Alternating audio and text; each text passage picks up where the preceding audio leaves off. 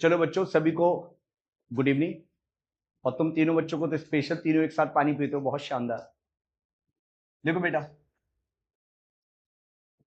Organic chemistry में last class में question लिखा था आपने,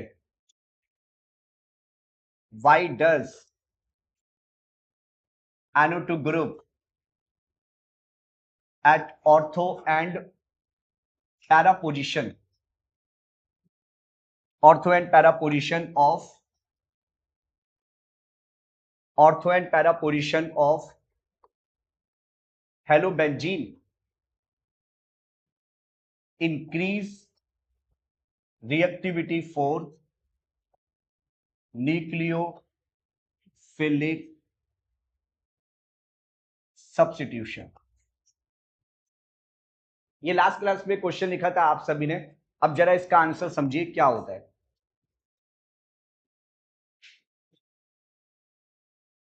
जैसे क्लोरोबेंजीन है, यहां पे NO2 लगा है।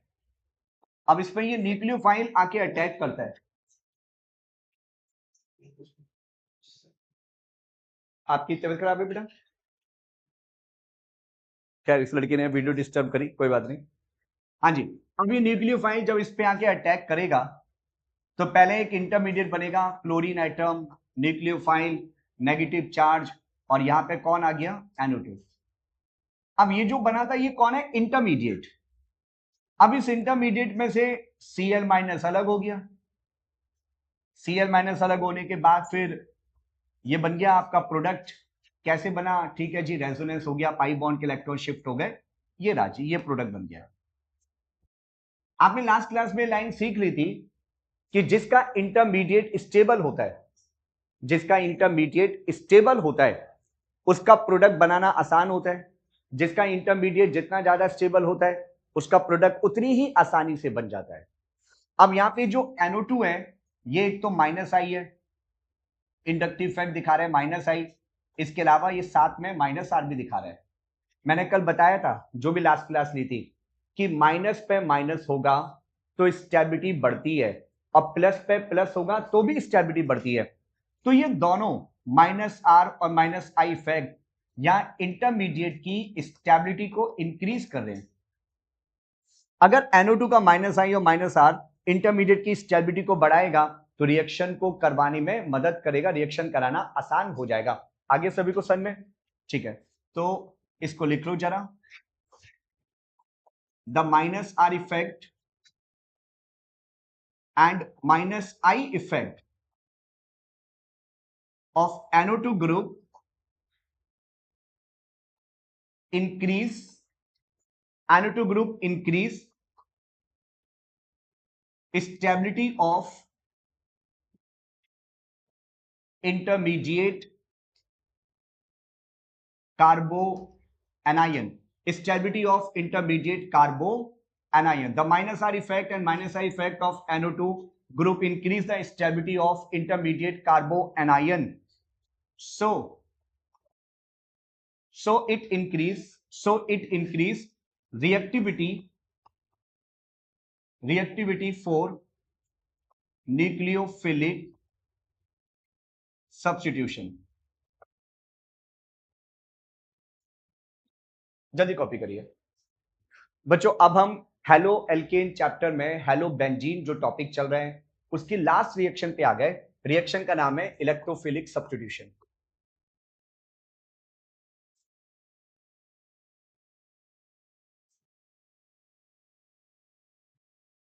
इसमें बच्चों ये मेरे साथ साथ टेबल बनाओ। हम इलेक्ट्रोफिलिक सब्स्टिट्यूशन को ऐसे डिनोट करते हैं, SE। इलेक्ट्रोफिलिक सब्स्टिट्यूशन में 3 केस होती है। नंबर 1, अच्छा पहले तो बच्चों ये बताओ, ये इलेक्ट्रोफाइल का मतलब क्या होता है? इलेक्ट्रोफाइल कौन होता है? जो इलेक्ट्रॉन लेता है, जो इलेक्ट्रॉन लेना चाहता है। और इलेक्ट्रोफाइल को हम कैसे डिनोट करते हैं? E positive. और न्यूक्लियोफाइल को आप कैसे लिखते हो जी? न्यूक्लियोफाइल को आप ऐसे लिखते हो, NU नेगेटिव। इलेक्ट्रोफाइल आप उसे कहते हैं जो इलेक्ट्रॉन एक्सेप्टर है, और न्यूक्लियोफाइल आप उसे कहते हैं जो इलेक्ट्रॉन डोनर है। पहला केस, मान लो बेंजीन है, अब बेंजीन के अंदर मैंने ऐड किया ई पॉजिटिव इलेक्ट्रोफाइल। अब ये इलेक्ट्रोफाइल बेंजीन के किसी भी कार्बन पर जाके जुड़ सकता है, किसी पर भी जहां इसको अच्छा लगे, कहीं भी जोड़ दो एक ही बात है, जो प्रोडक्ट बना है वो एक ही है। कोई बच्चा का इलेक्ट्रोफाइल यहां लगाता है, यहां लगाता है, यहां लगाता है, ये सब एक ही बात मानी जाती है। और जिस कार्बन पे इलेक्ट्रोफाइल आया है उस कार्बन से H+ हट जाएगा। अब चलिए, ठीक है, तो इलेक्ट्रोफाइल ने इलेक्ट्रोफाइल को हटाया, this is called electrophilic substitution. पहला केस तो ये है। दूसरा केस, अब मेरे पास एक ग्रुप है EDG। बच्चों EDG की फुल फॉर्म है electron donating group. Electron donating group, EDG, electron donating group. अब इसके अंदर मैंने इलेक्ट्रोफाइल ऐड किया, तो जो इलेक्ट्रोफाइल आप ऐड करेंगे वो अब की बार इलेक्ट्रॉन डोनेटिंग ग्रुप के रिस्पेक्ट में ऑर्थो पोजीशन पे जाएगा, प्लस इलेक्ट्रॉन डोनेटिंग ग्रुप के रिस्पेक्ट में पैरा पोजीशन पर भी जाएगा। अगर वो पैरा पोजीशन पे गया तो जो प्रोडक्ट बनेगा दैट विल बी मेजर। यहां पे पैरा पोजीशन पे जा रहे हैं तो ये मेजर प्रोडक्ट है, और ऑर्थो पे जा रहा है तो ये माइनर प्रोडक्ट है। कई बच्चों को ये नहीं पता होता कि ऑर्थो क्या है, पैरा क्या है, तो उसको बता दो ऑर्थो पैरा क्या होता है। बच्चों बेंजीन में हमने कोई भी ग्रुप लगाया, G4 एनी ग्रुप, इस ग्रुप के रिस्पेक्ट में जो सेकंड नंबर की पोजीशन है उन्हें कहते हैं ऑर्थो। ये सेकंड नंबर की पोजीशन ऑर्थो है। वैसे तो ये 6 नंबर की पोजीशन है, मतलब आप कह सकते हैं साइड वाली पोजीशन को ऑर्थो कहते हैं। इसके रिस्पेक्ट में जो अपोजिट पोजीशन है, नंबर 4 वाली पोजीशन, उसको कहते हैं पैरा। और बाकी जो तीसरे नंबर की पोजीशन होती है, 5वें नंबर की पोजीशन होती है, उसे क्या बोलती है, मैटा। ऑर्थो की कितनी पोजीशन होती है, 2, मैटा की 2 और पैरा की 1। तो पैरा की 1 पोजीशन है, ऑर्थो की 2 है और मैटा की 2 पोजीशन है। अब ये EDG ग्रुप कौन कौन से हैं, ऐसे कौन से ग्रुप हैं दुनिया में जो इलेक्ट्रॉन डोनेटिंग होते हैं? भाई इलेक्ट्रॉन डोनेटिंग ग्रुप की पहचान क्या है? NH2, OH, OR, halogen and R, carbon की चेन। EDG उसे कहते हैं जिसके पास लॉन पेयर है, EDG, इलेक्ट्रॉन डोनेटिंग। ये पहचान याद रखना, जिसके पास लॉन पेयर होता है वो हमेशा बेंजीन को इलेक्ट्रॉन देगा, हमेशा, जिसके पास लॉन पेयर होता है। तो नाइट्रोजन के पास लॉन पेयर है, ऑक्सीजन के पास भी लॉन पेयर है, ऑक्सीजन के पास लॉन पेयर है, हाइड्रोजन के पास लॉन पेयर है, और R के पास लॉन पेयर नहीं है, कार्बन की चेन, और ये EDG माना जाता है। ये हाइपर कंजुगेशन के कारण इलेक्ट्रॉन देता है या इंडक्टिव इफेक्ट के कारण देता है।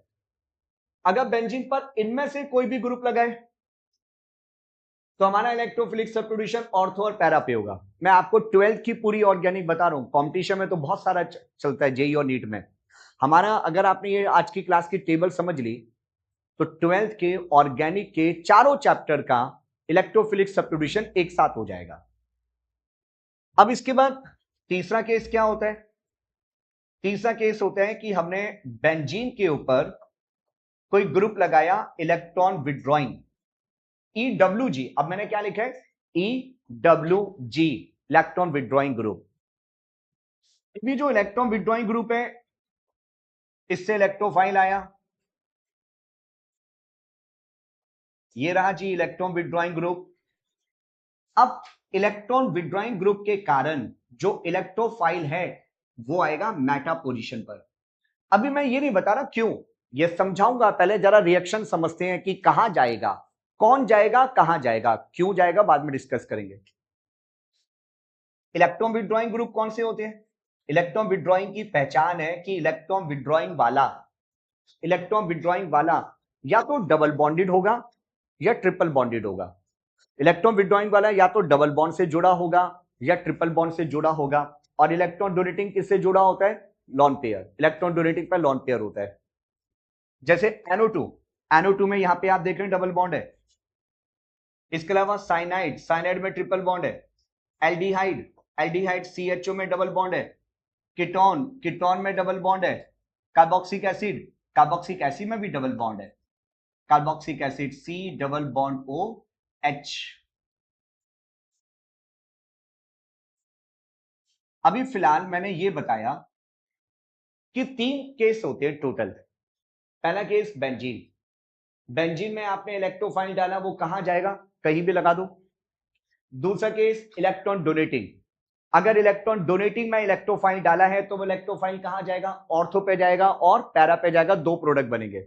लेकिन अगर इलेक्ट्रॉन विड्रॉइंग है तो जो ग्रुप आप डाल दिए हैं वो कहां पे जाएगा, मैटर पे जाएगा। कॉन्वर्ट इज ई पॉजिटिव, या ई पॉजिटिव की जगह क्या हो सकता है, ई पॉजिटिव की जगह ना 6 केस होते हैं। Number 1 chlorination, number 2 bromination, number 3 Friedel,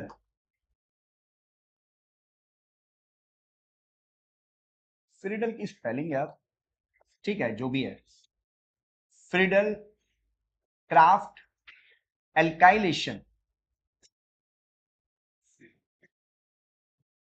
Friedel Crafts acylation, nitration और सल्फोनेशन।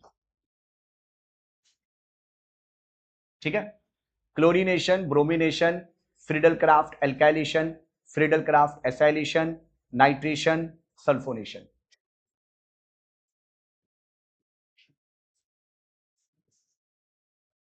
आपने क्लोरीनेशन में Cl2 डालना होता है एनहाइड्रस AlCl3 के साथ, ब्रोमिनेशन में Br2 लेना होता है एनहाइड्रस AlBr3 के साथ, और साथ में carbon disulphide, carbon disulphide solvent का काम करते हैं।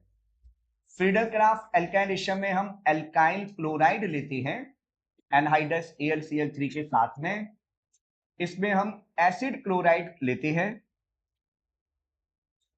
एसिड क्लोराइड एनहाइड्रस AlCl3 के साथ। नाइट्रेशन में HNO3 लेते हैं सल्फ्यूरिक एसिड के साथ, और सल्फोनेशन में कॉन्सेंट्रेटेड सल्फ्यूरिक एसिड। ठीक है,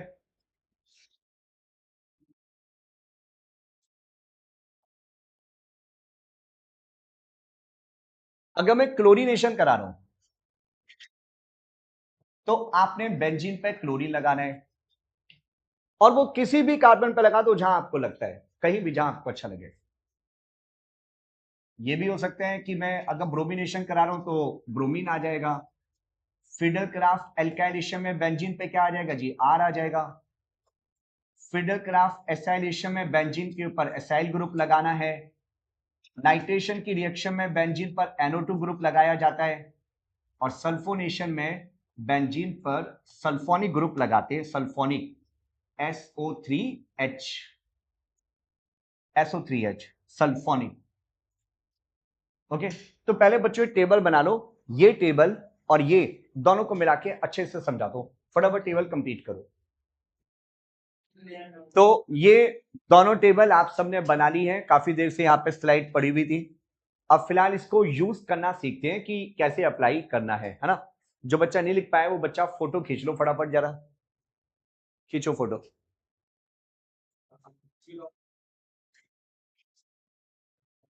ठीक है बच्चों, हो गया डन। सुनिए, अब जैसे आपको ये क्वेश्चन दिया गया कि हमने बेंजीन में क्लोरीन ऐड किया एनहाइड्रस AlCl3 के साथ। आप बेंजीन में क्लोरीन डाल दें एनहाइड्रस AlCl3 के साथ, तो भाई क्लोरीन कहां पे जाएगा। नंबर 2, अब बेंजीन के ऊपर मान लो मैंने OH लगा रखा है और इसमें मैंने क्लोरीन ऐड किया एनहाइड्रस AlCl3 के साथ। नंबर 3, मैंने बेंजीन के ऊपर लगा रखा है CHO और इसमें केमिकल ऐड किया nitric acid HNO3 sulphuric acid के साथ, कॉन्सेंट्रेटेड डाला है जी। अब जब इलेक्ट्रोफिलिक सब्स्टिट्यूशन आ जाए, और इलेक्ट्रोफिलिक सब्स्टिट्यूशन है, बच्चा तो बेचारा नादान है, वो कैसे पता करेगा। जब भी तुम्हें बेंजीन दिख जाए ना, समझ जाना कि हाँ इलेक्ट्रोफिलिक सब्स्टिट्यूशन का क्वेश्चन है। न्यूक्लियोफिलिक भी हो सकता है वैसे, लेकिन दिमाग में पहले इलेक्ट्रोफिलिक आना चाहिए।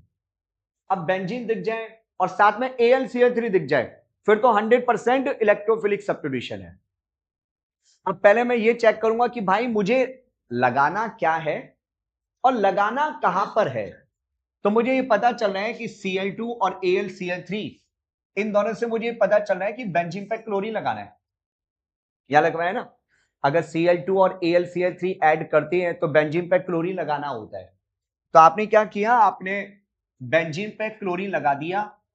और वो क्लोरीन मैं कहां लगाऊं, कहीं भी लगा दो। कोई बच्चा ये ना कहे सर ऑर्थो पे लगाओ, पैरा पे लगाओ। भाई अभी ऑर्थो पैरा नहीं है, ऑर्थो पैरा बेंजीन में थोड़ी ना है अभी। तो वो क्लोरीन आप कहीं भी लगा दो। चलो यहां लगा दिया। अब आते हैं इस वाली रिएक्शन पे, फिनॉल वाली रिएक्शन में। अब इस वाली रिएक्शन में अगेन आप क्या डाल दें, Cl2 और AlCl3। मतलब मुझे बेंजीन पे क्या लगाना है, मुझे बेंजीन पे Cl लगाना है अभी भी।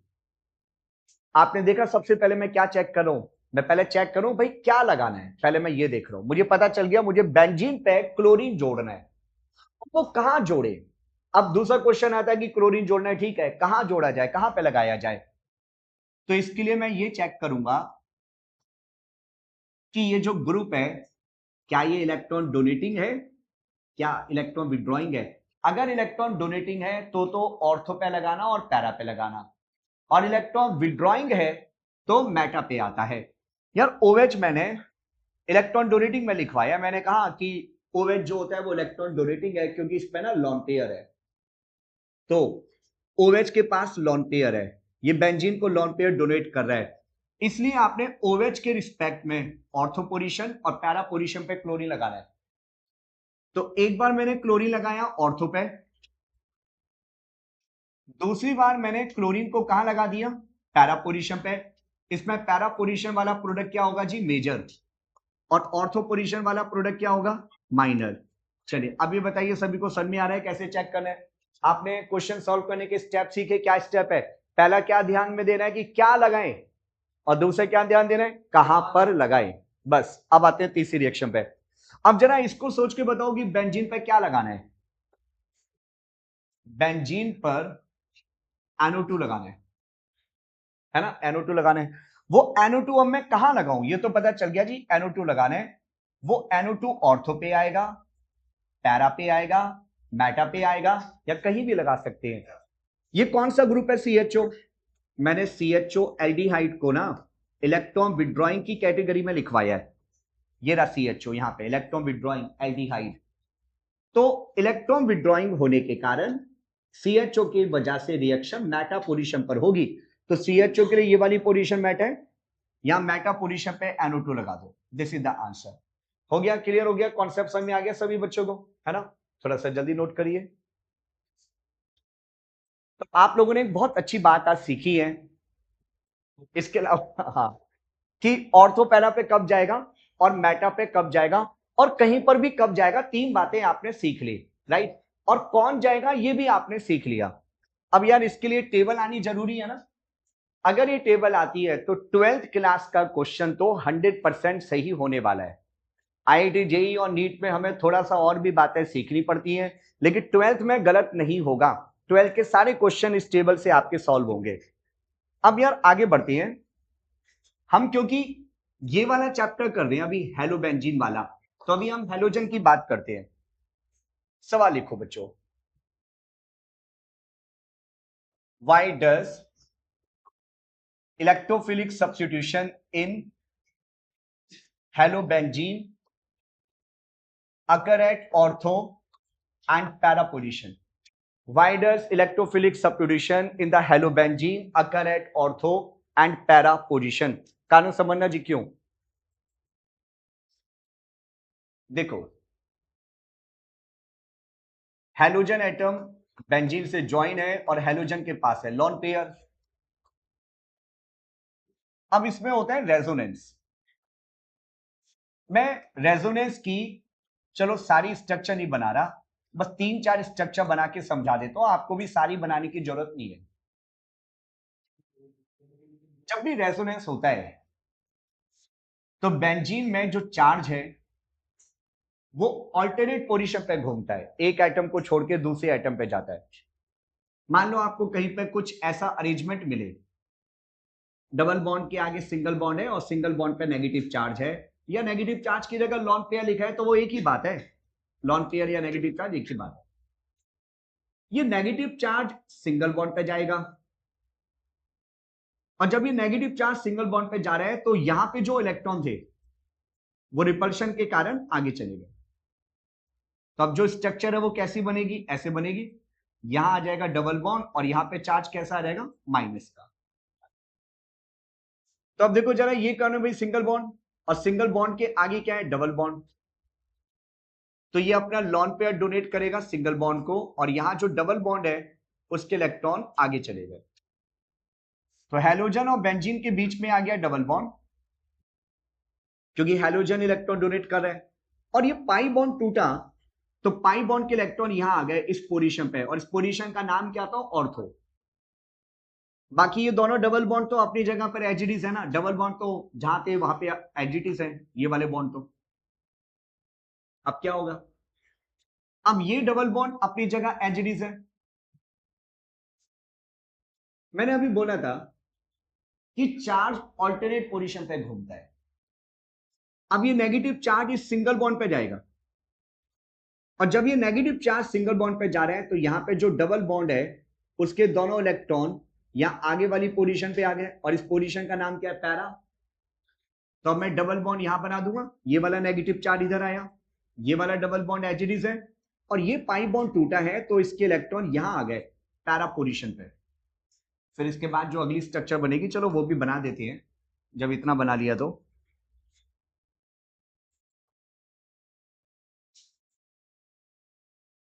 ये वाला डबल बॉन्ड अपनी जगह एजिटिव है, हैलोजन पे चार्ज पॉजिटिव है, और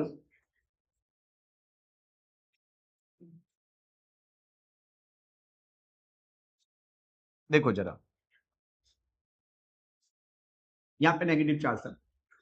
अब ये डबल बॉन्ड एजिटिव है, ये नेगेटिव चार्ज गया सिंगल बॉन्ड के पास, यहां पे जो सिंगल बॉन्ड है, और डबल बॉन्ड के इलेक्ट्रॉन इस वाली पोजीशन पे आ गए, तो यहां डबल बॉन्ड और इस पोजीशन पे आ गया नेगेटिव चार्ज।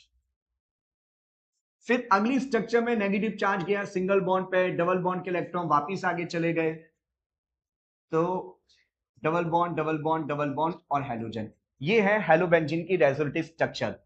तो जरा ध्यान से देखिए और बताइए नेगेटिव चार्ज कौन कौन सी पोजीशन पे आ रहा है। नंबर 1 ऑर्थो, नंबर 2 पैरा पे, और नंबर 3 मेटा पे। क्यों आ रहा है नेगेटिव चार्ज, क्योंकि हैलोजन ने बेंजीन को इलेक्ट्रॉन डोनेट किए, और उसने जो इलेक्ट्रॉन डोनेट किए वो कौन सी वजह से डोनेट किए, प्लस आर। प्लस आर का मतलब रेजोनेंस, आर का मतलब रेजोनेंस होता है, और प्लस आर इसलिए क्योंकि इलेक्ट्रॉन दे रहा है। अगर इलेक्ट्रॉन ले रहा होता तो क्या बोलते, माइनस आर बोलते।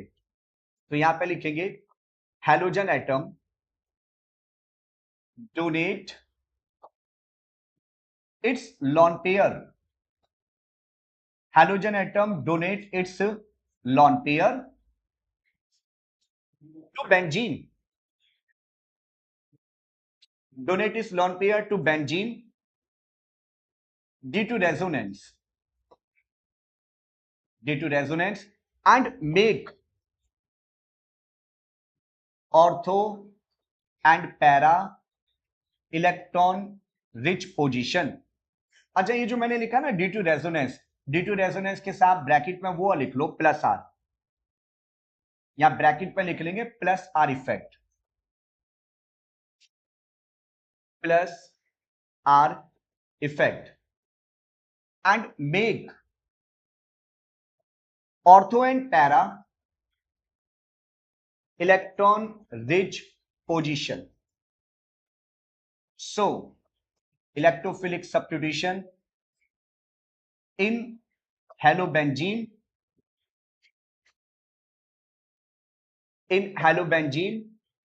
occur at ortho and para। ठीक है, तो इतनी बात सबको समझ में आ रही है कि हैलोजन ने बेंजीन को इलेक्ट्रॉन दिया, इसलिए ऑर्थो पैरा पे नेगेटिव चार्ज डेंसिटी आ गई, that's why electrophile ortho para पे आ गया। लेकिन एक और क्वेश्चन है एनसीईआरटी का, उस क्वेश्चन को लेता हूं और उसकी एक्सप्लेनेशन को बड़े अच्छे से समझना। पहले इसको नोट कर लीजिए जरा। अब देखो एक क्वेश्चन है, बड़ा अच्छे लेवल का क्वेश्चन है, एनसीईआरटी का शॉर्ट एग्जांपल। जरा पहले क्वेश्चन लेते हैं फिर एक्सप्लेनेशन पे आती है। ये एनसीईआरटी का सॉल्व एग्जाम्पल है, और अगर आप एनसीईआरटी की भाषा पढ़ोगे ना आपको शायद समझ में ही ना आए। और ये क्वेश्चन 12th क्लास में सीबीएसई में 2012 में आया, 3 नंबर का, 3 नंबर का क्वेश्चन आया था, रीजनिंग क्वेश्चन। क्वेश्चन क्या है? ऑल्दो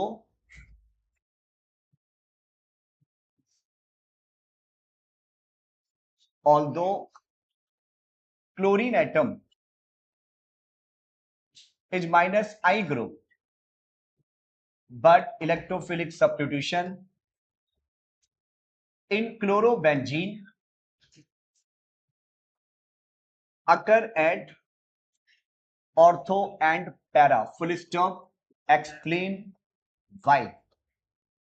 ये क्वेश्चन की भाषा और क्वेश्चन को अच्छे से समझना कि क्या वो कहना चाह रहे हैं। हमने जब इलेक्ट्रोफिलिक सब्स्टिट्यूशन अभी पढ़ा शुरू किया तो उसमें पढ़ा कि जो इलेक्ट्रॉन देता है वो रिएक्शन कहां करवाता है? ऑर्थो और पैरा पे। और जो इलेक्ट्रॉन लेता है वो कहां करवाता है? मैटा पे करवाता है।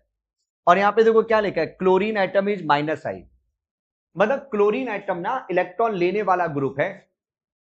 अगर क्लोरीन एटम इलेक्ट्रॉन लेने वाला ग्रुप है तो रिएक्शन कहां होनी चाहिए? मैटा पे। पर वो तो मैटा की जगह ऑर्थो पैरा पे करा रहा है ना उदिश, तो कारण बताओगे? मैं बताता हूं, अच्छे से सुनना। देखो बच्चों, आपने इसमें ऐड किया इलेक्ट्रोफाइल, और वो इलेक्ट्रोफाइल मैंने 3 जगह लगाया। एक बार ऑर्थो पे लगाया, और पैरा पोजीशन पर भी लगाया, ऑर्थो पे भी लगाया, पैरा पे भी लगाया, है ना। 1 मिनट, ओके सुनो। तो बच्चों मैंने इलेक्ट्रोफाइल को ऑर्थो पे भी लगाया। आप कहेंगे सर बाकी बॉन्ड कहां गए? अभी बताता हूं कहां गए। एंड मैंने इलेक्ट्रोफाइल को पैरा पे भी लगाया, और मैंने इलेक्ट्रोफाइल को मैटा पे भी लगाया। हमने तीनों जगह लगा के देखा कि भाई तीनों जगह लगाते हैं, ऑर्थो पे भी, पैरा पे भी, मैटा पे भी। जहां इलेक्ट्रोफाइल आके जुड़ेगा उसके साथ वाली पोजीशन पर पॉजिटिव चार्ज आ जाएगा। बच्चों अगर कहीं पे 2 एटम के बीच में डबल बॉन्ड है और आप इसमें कोई इलेक्ट्रोफाइल ऐड कर रहे हो, तो जिस कार्बन पे आप इलेक्ट्रोफाइल ज्वाइन करेंगे उसके बिल्कुल साथ वाली पोजीशन पर पॉजिटिव चार्ज आ जाता है। तो मान लो मैंने इलेक्ट्रोफाइल को यहां ज्वाइन किया तो पॉजिटिव चार्ज इधर आ गया। अगर मैंने इलेक्ट्रोफाइल को यहां ज्वाइन किया तो पॉजिटिव चार्ज यहां आ गया। क्या बात बताई? जहां इलेक्ट्रोफाइल जुड़ेगा उसके साथ वाली पोजीशन पर पॉजिटिव चार्ज आ जाता है। ठीक है, ओके। तो यहां पॉजिटिव चार्ज इस वाली पोजीशन पर आ जाएगा, साथ वाली पोजीशन पे। बच्चा कहेगा सर यहां पे भी तो है साथ वाली पोजीशन, यहां पे क्यों नहीं लगाया? बताता हूं अभी। अब इसके अंदर बाकी हमारी जो डबल बॉन्ड है वो कहां पर है? एक डबल बॉन्ड तो आपका ये रहा, एक डबल बॉन्ड आपका ये रहा। ठीक है, अब इसमें जहां इलेक्ट्रोफाइल जुड़ा है उसके साथ वाली पोजीशन पे पॉजिटिव चार्ज। साथ वाली पोजीशन कौन सी है? एक तो ये है और एक ये है। तो पॉजिटिव चार्ज यहां लगाओ, बात एक ही है। लेकिन जब पॉजिटिव चार्ज यहां आएगा तो वो रेजोनेंस में घूमेगा, और रेजोनेंस में एक कार्बन छोड़कर अगले कार्बन पर कूद जाता है। जब पॉजिटिव चार्ज यहां आएगा तो अगली बार रेजोनेंस जब होगा तो वो इसको छोड़कर यहां पहुंचेगा ना अल्टीमेटली। अब बच्चा कह रहा था कि सब पॉजिटिव चार्ज यहां क्यों नहीं लगाया? इसलिए नहीं दिखाया क्योंकि अगर मैं पॉजिटिव चार्ज यहां लगा रहा हूं तो आगे रेजोनेंस में पॉजिटिव चार्ज इसको छोड़कर यहां आएगा, फिर इसको छोड़कर यहां आएगा। कौन सी पोजीशन पे पॉजिटिव चार्ज आ रहा है? एक तो इस पोजीशन पे, एक इस पोजीशन पे, एक इस पोजीशन पे। और ऐसे ही इसमें भी देखो तीनों पोजीशन सेम वही है जहां पॉजिटिव चार्ज इसमें आ रहा है। इसमें भी जो 3 पोजीशन इसकी है वही 3 पोजीशन इसकी भी है पॉजिटिव चार्ज की। पहले यहां तो बताओ, अभी तक क्लियर हो गया सबको? मैंने क्या बोला? जहां इलेक्ट्रोफाइल ज्वाइन किया उसके साथ वाली पोजीशन पे पॉजिटिव चार्ज लगाया, और वो पॉजिटिव चार्ज क्योंकि रेजोनेंस में घूमेगा, एक कार्बन को छोड़कर एक कार्बन पे जाएगा। तो मैं पॉजिटिव चार्ज यहां दिखाने की जगह यहां दिखा दूं, बात एक ही है। मैं पॉजिटिव चार्ज यहां दिखाने की यहां दिखा दूं, बात एक ही, क्योंकि अल्टीमेटली ये स्ट्रक्चर बनेगी रेजोनेंस में। ठीक है जी, एक केस तो हमारा ऑर्थो वाला आ गया, एक केस हमारा पैरा वाला आ गया। अब तीसरा केस, जहां मैंने इलेक्ट्रोफाइल ज्वाइन किया है उसके ठीक साथ वाली पोजीशन पे पॉजिटिव चार्ज लगा दो। तो साथ वाली पोजीशन ये है ना, यहां लगा दू पॉजिटिव चार्ज, यहां भी तो लगा सकता हूं, एक ये पॉइंट एक ये पॉइंट, चलो यहां लगा दिए। अब ये पॉजिटिव चार्ज इसमें कहां घूमेगा, ऑल्टरनेट पोजीशन पर, एक तो इस पोजीशन पे आएगा, फिर इस पोजीशन पे आएगा, फिर इस पोजीशन पे आएगा। और इसके अंदर पॉजिटिव चार्ज कौन कौन सी पोजीशन पे है, 1 2 3, इसमें कौन कौन सी पोजीशन पे है, 1 2 3। इसके पॉजिटिव चार्ज की पोजीशन, इसके पॉजिटिव चार्ज की पोजीशन सेम है दोनों की, पर इस केस में पॉजिटिव चार्ज जो घूमेगा, क्या उसकी पोजीशन इनसे सेम है या अलग अलग है? अलग है, बिल्कुल अलग है। इसमें पॉजिटिव चार्ज घूमने की पोजीशन अलग है, इसमें पॉजिटिव चार्ज घूमने की पोजीशन सेम है। यहां तक सबको समझ में आ रहा है? ओके। अब कहते हैं कि जिसका इंटरमीडिएट स्टेबल, उसकी रिएक्शन होगी, उसका प्रोडक्ट मेजर क्वांटिटी में बनेगा। जिसका इंटरमीडिएट स्टेबल नहीं है, कम स्टेबल है, उसका प्रोडक्ट माइनर क्वांटिटी में बनेगा। और जिसका इंटरमीडिएट स्टेबल ही नहीं हो रहा, डी स्टेबल हो रहा है, शायद उसका प्रोडक्ट ही ना बने। ये बात कई बार सुन ली ऑर्गेनिक में। अब हम देखेंगे कि इनमें से ये 3 इंटरमीडिएट है, ये ऑर्थो वाले का इंटरमीडिएट, ये पैरा वाले का इंटरमीडिएट, ये मैटा वाले का इंटरमीडिएट। अब हम देखते हैं कि इंटरमीडिएट किसका स्टेबल है। चलो देखते हैं बच्चों, यहां सकते हो इधर। हमने एक बात पढ़ी है कि पॉजिटिव पे पॉजिटिव हो तो स्टेबिलिटी बढ़ती है, पॉजिटिव पे नेगेटिव हो तो स्टेबिलिटी घटती है।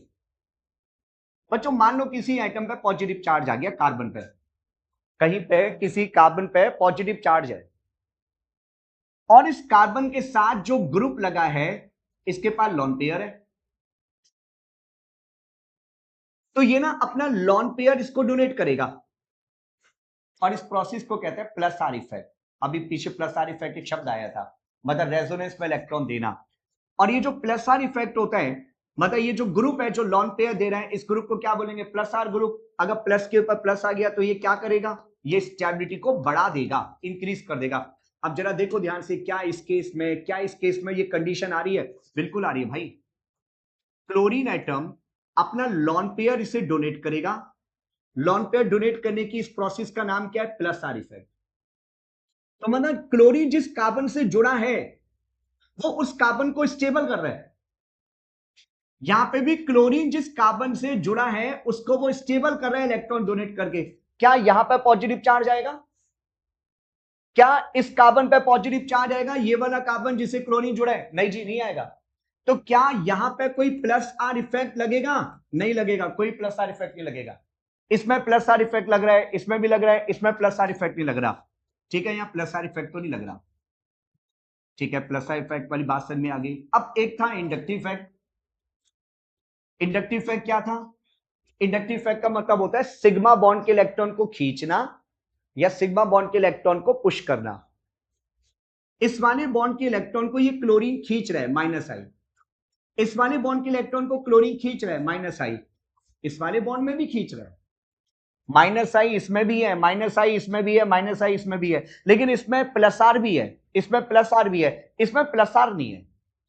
इसमें माइनस आई तीनों में है, इसमें प्लस आर है, प्लस आर है, इसके अंदर प्लस आर नहीं है।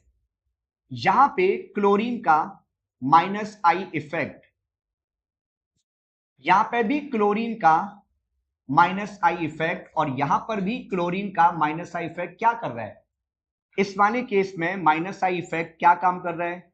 बताओ जरा, सोचो क्या काम कर रहा है माइनस आई इफेक्ट। इस वाले केस में माइनस आई इफेक्ट स्टेबिलिटी को डिक्रीज कर रहा है, क्योंकि प्लस पे माइनस लगा है, यहां प्लस के ऊपर माइनस है, तो यहां पे भी वो स्टेबिलिटी को डिक्रीज कर रहा है। लेकिन यहां पे भी तो स्टेबिलिटी डिक्रीज हो रही है, क्योंकि यहां भी प्लस के ऊपर माइनस है। बट यहां साथ में प्लस आर इफेक्ट भी लग रहा है, तो जो प्लस आर इफेक्ट है वो तो स्टेबिलिटी को बढ़ा रहा है, यहां पे जो प्लस आर इफेक्ट है वो भी स्टेबिलिटी को बढ़ा रहा है। लेकिन क्या यहां पे प्लस आर इफेक्ट है? जी नहीं, प्लस आर इफेक्ट नहीं है। तो भाई ऑर्थो वाले का इंटरमीडिएट डी स्टेबल भी हो रहा है, स्टेबल भी हो रहा है। पैरा वाले का इंटरमीडिएट डी स्टेबल भी हो रहा है, स्टेबल भी हो रहा है, लेकिन मेटा वाले का तो सिर्फ डी स्टेबल हो रहा है। तो किसका इंटरमीडिएट सबसे ज्यादा स्टेबल है, ऑर्थो पैरा वाले का या मेटा वाले का? मेटा वाले का इंटरमीडिएट सिर्फ डी स्टेबल हो रहा है, मतलब स्टेबिलिटी घट रही है, लेकिन ऑर्थो पैरा वाले में तो स्टेबिलिटी बढ़ रही है। तो इसलिए किसके बनने की पॉसिबिलिटी है, ऑर्थो पैरा या मेटा? Ortho para.